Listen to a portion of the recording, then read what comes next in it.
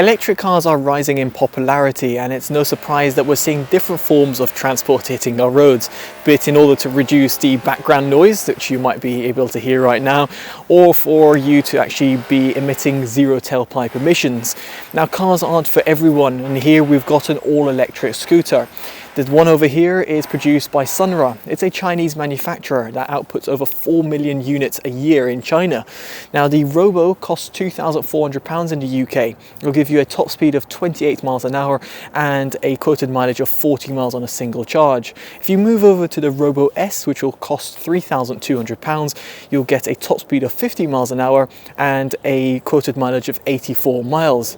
Now, I will put my hands up and say, yes, this is quite expensive, because if you look at non-electrified scooters or bikes on the market, you can find ones for under £2,000. If you were to shop for used bikes as well, then you'll find ones which are under £500 or even under £1,000. But that's not quite the point. Electric scooters over here offer a different sort of element to the game. They don't produce any noise. They're also much better for the environment. They're cheaper to run, be it in terms of servicing costs or indeed refueling. In other words, when it comes to recharging, you can charge it overnight and therefore incur very little overnight charging costs for your electricity bill, and truthfully are very easy to get up and go because they've got a single gear operation. Now, the electric scooter market is actually quite diverse. You've got a little bit of different options out there. If you'd like a more detailed breakdown of some of your different options that you might want to consider, do check out our written review. It'll be down in the description below. What I will say in a nutshell, however, is that the Robo and Robo-S are actually one of the cheapest all-electric scooters on the market today, which make it quite an appealing solution for those who want to jump on the all-electric bandwagon for the first time, namely if you are a motorbike rider or someone who wants a scooter. Now, before getting into my opinions and giving you a detailed breakdown of this scooter, if you have Instagram, would very much appreciate a follow. It's at TotallyEVnet. Of course, we're on all different social media platforms. Links will be down in the description below in case you're interested. So kicking things off, let's talk about the exterior design, and here I think Sunra have done a fantastic job. The front is futuristic and also quite modern, namely due to the way that the headlight design has been done, with the light stretching around towards the handlebars and kind of the U-shaped design from the front headlights. The same could be said about the rear. It kind of looks modern and sleek. At the side, in terms of its side profile, of course it does look like any sort of scooter will do, but it's nice to see you've got twin 5-spoke 12-inch alloys as well, which come as standard. Now, like with any scooter, you have got a side flip-up stand, which can be flipped up, of course, and then you've got the center stand as well, which is actually really easy to operate. So if you just push down, I think most people won't actually struggle to kind of put it on its center stand, giving a bit more stability. Now, you can install a rear rack if you so wish, if you want to get rid of the rear backrest, although I do quite like the rear backrest if you're going to take a pillion, for example, with you. It's also quite useful, and there's little handlebars as well on either side, which not only make it a bit more secure for, say, a rear occupant, but also if you want to kind of store away a good and kind of wrap it around, then you can do so with these safe handlebars. Now, the rear rack can be installed. There's non-commercially available ones which are available for purchase, but at the time of making this video, I haven't got a price or anything like that to see how much it'll cost you, but you can of course retrofit one if you so wish. Now, moving on to the front of the bike, what you can see, you've got a little windshield over here, and you've got the LCD display. Now, the LCD display can't be customized, but it's pretty comprehensive as to what it shows. You've got your battery remaining. So on the Robo-S, as you've got 2 batteries, you've got both remaining charges, and you've got a speedometer and how long the bike has been actually on for. So if you were to switch it on or switch it off, this number will reset, including the kind of trip counter. Now, the level over here, the number, which can be customized by pressing the D button, tells you in terms of the amount of power that you've got available. So in terms of level 1, this will limit to 28 miles an hour, level 2 40 miles an hour, and level 3 it'll go up to 50 miles an hour. Speaking of which, the controls on the right hand side are pretty intuitive. You've got a park, the drive mode as you just saw, the different buttons, and your headlight toggle. There is also a reverse mode. You can actually go backwards in reverse, which is quite odd for those people who've never actually done it before. On the left hand side, you've also got hazards and a horn, and you've also got your high beam. What I don't like, however, is the indicator. Now, while the indicator does show up on your LCD display, there is no push to cancel, which therefore means that when you have to cancel the indicator, you have to manually put it back into its center position, which can be quite cumbersome, specifically if you're used to a kind of push to cancel design. Now moving past that, you've got a fingerprint sensor over here. Now the fingerprint sensor you'll need to add via the app, so without that you can't actually use the functionality. But when you do add different fingerprints, you can do so, for example different individuals as well. It allows you to switch on the bike and actually use it. What I actually found is that it's not always very responsive. As you can see right now, it's not trying to pick up my fingerprint, but then it will automatically work, and you can see right here I'm ready to get up and go. Now what it also does allow you to do, if you were to hold it down and press it down, that little beeping sound will mean that it opens up the rear compartment, and we'll touch upon the storage in just a segment. Now, worth considering is that what the fingerprint sensor is that it doesn't quite double up with the remote control. Now, the remote control itself allows you to do pretty much the same operations. In other words, for you to unlock it, authenticate it, so to speak, and also power on the electric scooter. The issue is, however, is that both of these don't work simultaneously together, and furthermore, it doesn't really work with the key. Now there's a key over here, which as you can see is kind of a traditional key, but it's not attached to the actual remote control, and therefore means that it's not quite useful when you're coming to actually lock the steering lock, because the steering lock is a non-electric steering lock and therefore is a manual one, and in order for you to essentially enable steering lock, you're going to need this key each time, and this is not really convenient because each time you get off the scooter you're going to have to get off this key, which is not exactly the easiest thing in the world, because if you have gloves on it's not that easy to press, and then you're going to have to initiate the steering lock. Now if you were to use the fingerprint, or let's say you were to unlock via the remote, and then you wanted to switch off via the key, then it's not going to do it. It's just your key is going to be pretty much unresponsive.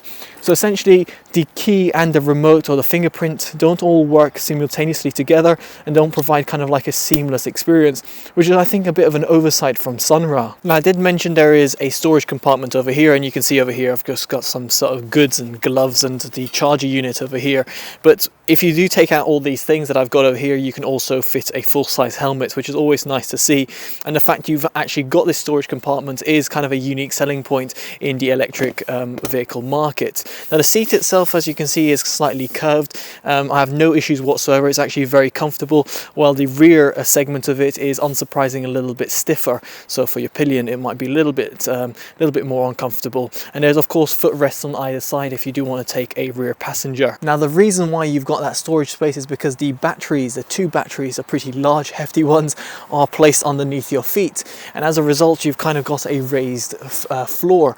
Now for me, I'm just under 6 foot and I've got relatively long legs, and what I found is after riding for about an hour to 2 hours, I felt that my legs or my quads became a little bit tired.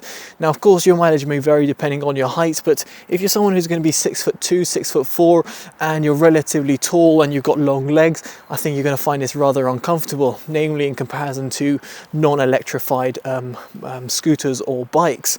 And also in this respect, the floor mat that they've included is a little bit flimsy.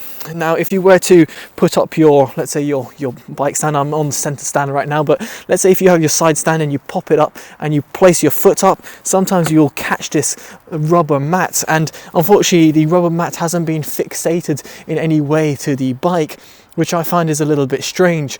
Specifically if you've got quite a high wind, what I found is that sometimes the rubber mat, I found it sitting on the floor because the wind had kind of picked it up and threw it down on the ground.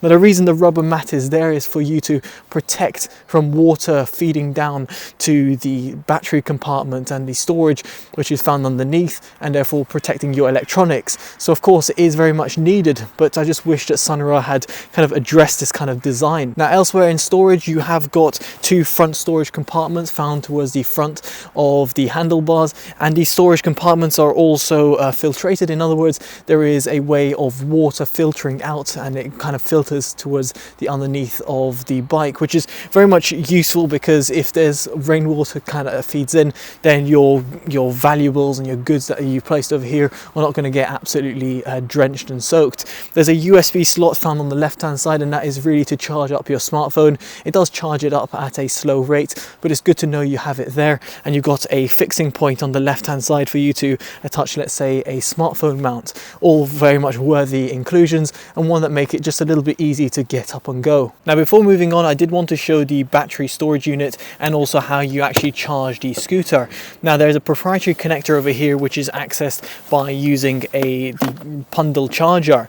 Now, the bundle charger is pretty hefty, it does also get a little bit warm, and also is not secure. In other words, if you were to use this on a on-street 3-pin charger unit, someone could essentially unplug your unit or even steal the charger altogether, which is not exactly ideal. Furthermore, it's only got a single connector, and this does bode a problem if you do want to charge the batteries at home. So while it's not exactly the most convenient solution in the world for you to unplug the batteries each time, and both of them being pretty hefty units, and furthermore the connectors being rather stiff, it means that you can only charge one at a time because you've only got a single connector and you've got no Y-split cable for you to charge both batteries simultaneously at home. Now, this will pose a bit of a problem for those people who don't have a garage and don't have a 3-pin a connector, and also people who want to, let's say, charge it at work. Then it means that you have to essentially either charge one battery at a time or charge the scooter securely at a set location and charge both batteries simultaneously through the bundled power connector found over here. Right, and now we get on to riding itself and how does it feel.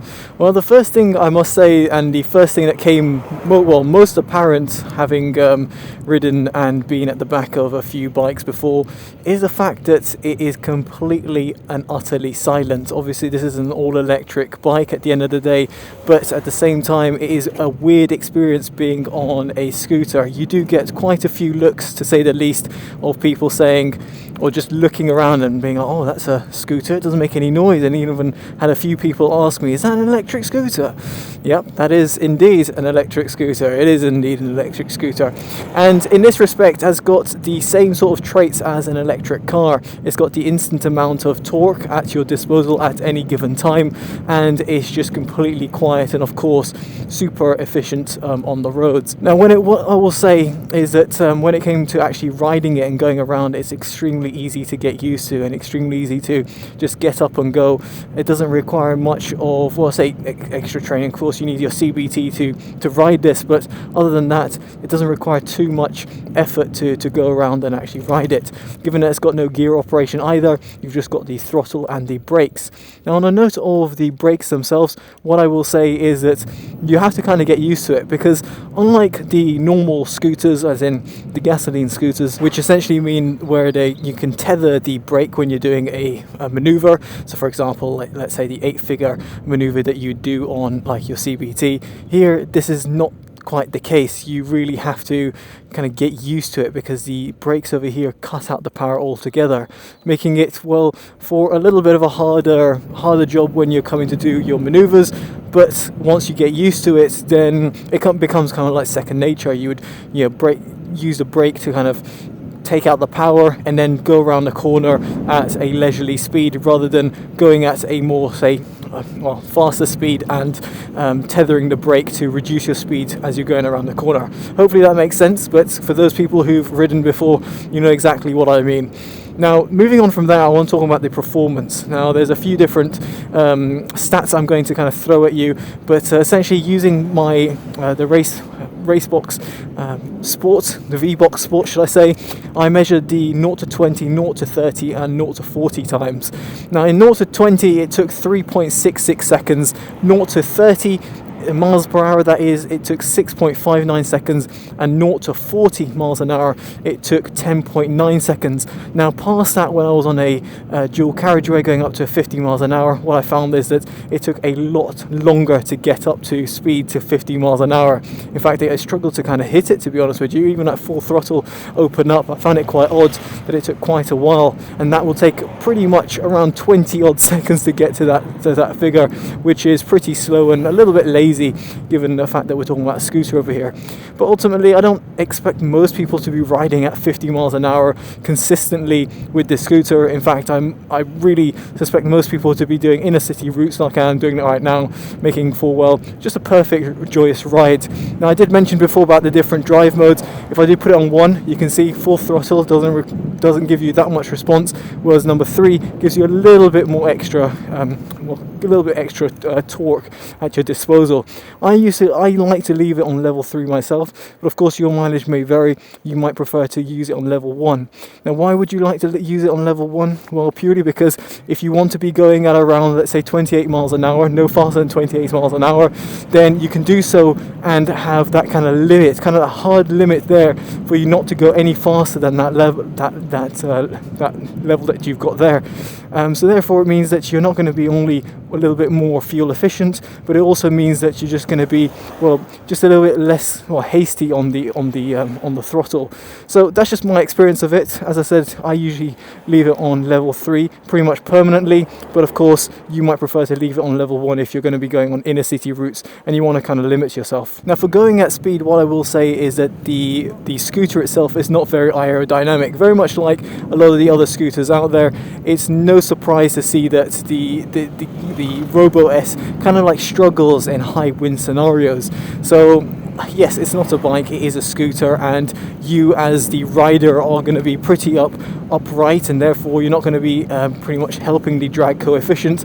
But it's just worth bearing this all in mind, and for you just to be mindful of it, that you will expect a little bit of wobble when you're going around corners. Now, one of the most important things on an electric vehicle, be it a scooter or indeed a car, is the fact of its electric range. Now, its electric range is claimed at 84 miles, but really, in all honesty, you're not going to hit that figure anywhere near it. Now, I know electric cars have got this kind of bad stigma around where, when you are to use the quoted manufacturer claim versus what you actually get in real life. I think cars do a decent job, whereas the electric bikes, I think they're still come to a stage where they're not really properly regulated. So manufacturers are claiming 84 miles, such as the Sunra Robo-S, but in reality you're going to be hitting closer to 50 miles, and that's with a bit of spirited riding.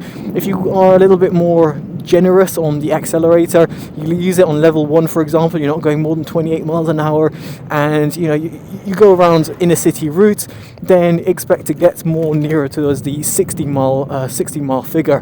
What I'm trying to say over here is that the 84 mile figure is far-fetched. It's nowhere near to be seen, and truthfully what you should be expecting is hitting more, nearer towards a 60 to 50 mile an hour range limit. Now, another thing I want to point out, and which is something that most people would custom with an electric vehicle, is regenerative braking. Now, you don't get this on the Robo-S, so it's just worth bearing in mind that the only energy recouping that you're going to get is when you do plug it in. As I mentioned before, you're going to have to plug in the scooter in its entirety for you to charge up both batteries. If you're going to be charging a single battery, as I said before, you can also charge this at home, but it's not exactly the most convenient thing in the world, given you have to kind of prise open the battery. So on the whole, what do I make about the Sunra Robo-S? Well, quite frankly, it does have a few design flaws, from the indicator to the raised floor, which might not suit some taller individuals, and even in terms of its claimed range, 84 miles is very much adventurous, and truthfully would have liked to see a little bit more towards that claimed mileage. In terms of charging as well, it might be a little bit awkward if you don't have a garage space or a place to actually stow away your bike and actually charge it overnight, and getting out the batteries can be quite cumbersome, specifically if you're going to do that on a daily basis. Nevertheless, it does offer a good, competent solution for those people who want an all-electric scooter, and one that's actually more affordable than some of its rivals out there. Tailor that with the quite stylish looks and the very easy practical use case of it. It's quite easy to get up and go, even if you have a CBT or you've got a full motorcycle license. You're going to find this very easy to ride, and as a result this gets TotallyEV's Value Award for, well, what the name might suggest. It's quite a good value option for those people who want an all-electric scooter. Of course, that's just my opinion about it, so I'd be very much intrigued to hear your thoughts in the comment section below. And if you did like this video, give it a like, subscribe to see more from the channel, and of course favourite and share, as it'll always help the channel grow. I've been Chris from TotallyEV. Take care and goodbye.